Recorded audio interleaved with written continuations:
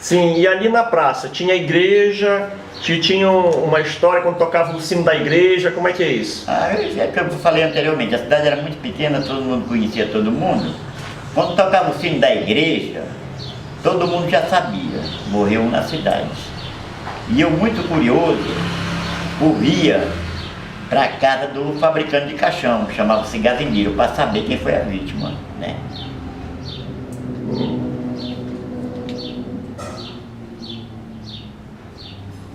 Aí o que acontecia? O parente do morto ia lá.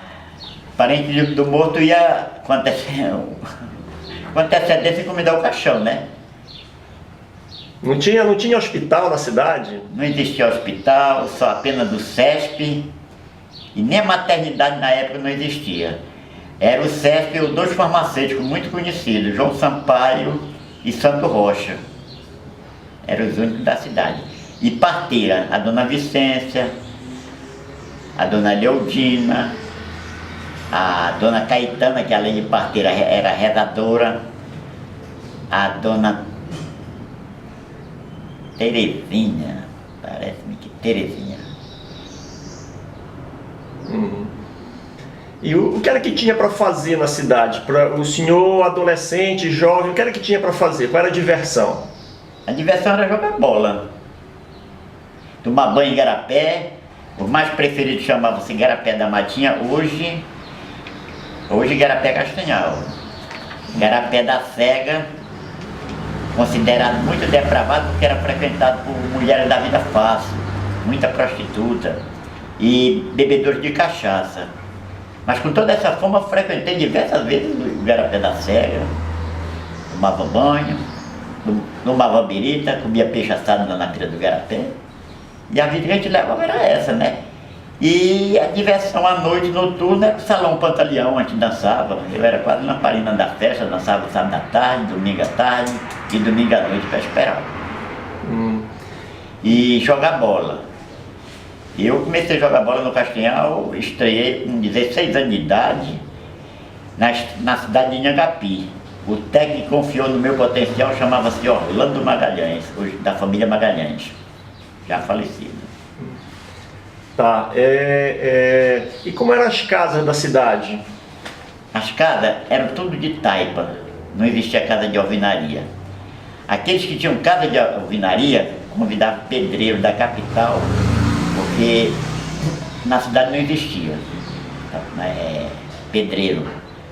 Isso que eu não falei, as casas todas eram de taipa ou madeira, a maioria de taipa.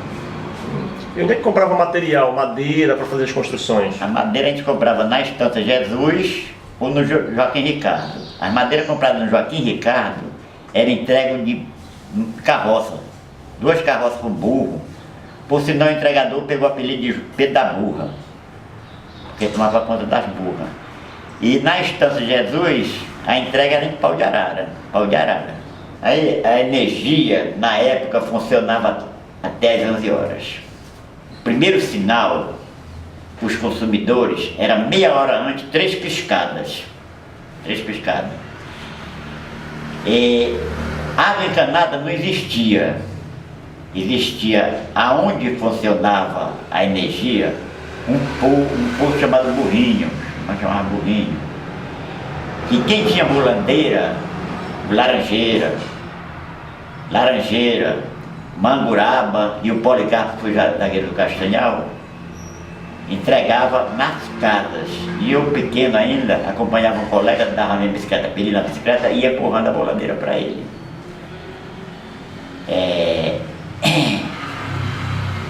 Dinheiro eu não recebia, só fazia o serviço para ele, mas dinheiro eu não recebia.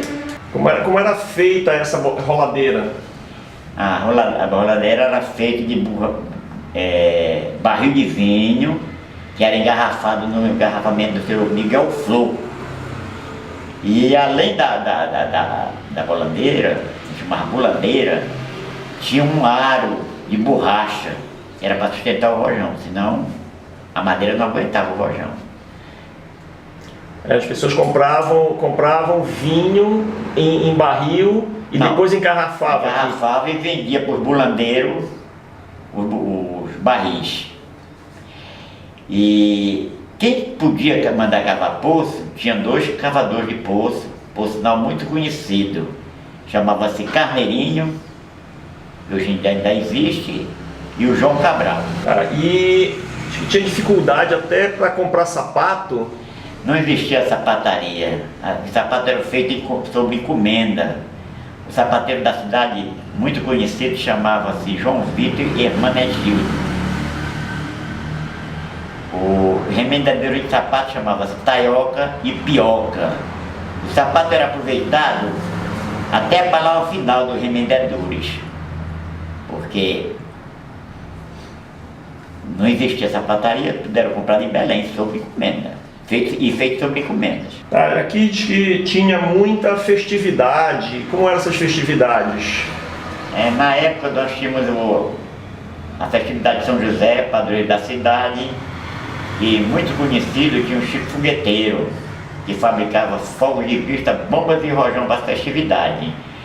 E a tradição do arraial era um coreto, uma banda da cidade vizinha, Curuçá, Marapani, tocando no coreto, né? E o carrossel do seu Zé Nonato. E na festividade de São Francisco, a tradição era as casinhas de preá. E o serviço de alto-falante, que com uma pequena importância, você oferecia para sua namorada músicas apaixonadas. Tem um colega, por sinal muito conhecido, foi goleiro do Castanhal, que ele voltou com a namorada através dessas mensagens. Ele já ia saindo do arraial, eu falando para ele a respeito disso, uma vez ele me falou, ele voltou com a namorada, ele ia saindo do arraial e a namorada ofereceu uma música para ele. Ele voltou e começaram a conversar, casou com ela e viveu até o fim da vida com ela. Ele ainda continua vivo, o Ademar, marido da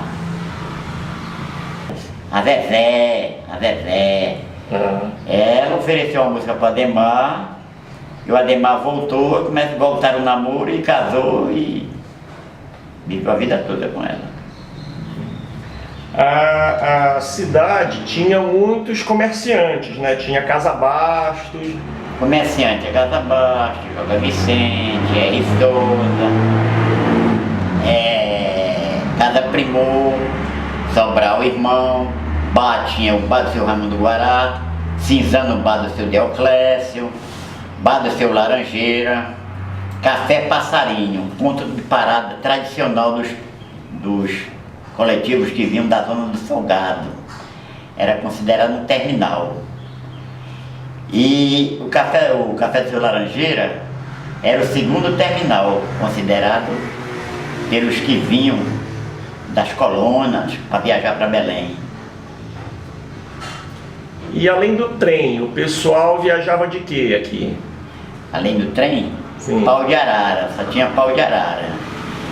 Os proprietários eram Maciel, Vivo Porpino, Zé Gueguil. Eles faziam as viagens para as colônias. Para as colônias era a cavalo.